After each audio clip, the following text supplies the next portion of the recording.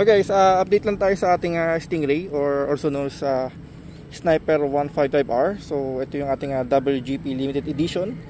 So ang dami laging tatanong pag naka-park tayo, pinakulayan mo ba yan? So yes, hindi po, limited edition po talaga siya. Yun talaga yung kulay niya.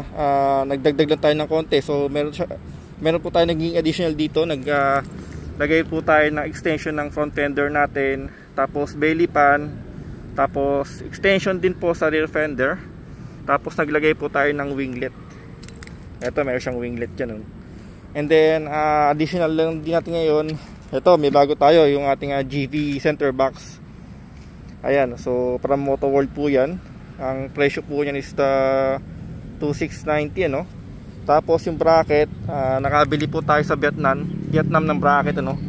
So design po siya for Exciter 155R sa kanila and Y16ZR, pero dito Sniper 155R.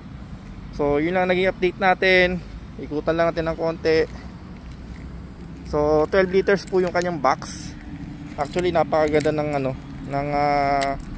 pagkakalagay sa kanya, kasi talagang design siya for for sniper. So ayun yung pa yung socket natin, and then yung ating sa ignition key okay pa rin, nagagamit pa rin. Very useful sa atin kasi malaking bagay. Hindi natin kailangan maglagay ng box kung punta lang tayo ng palengke. Ito na siya agad.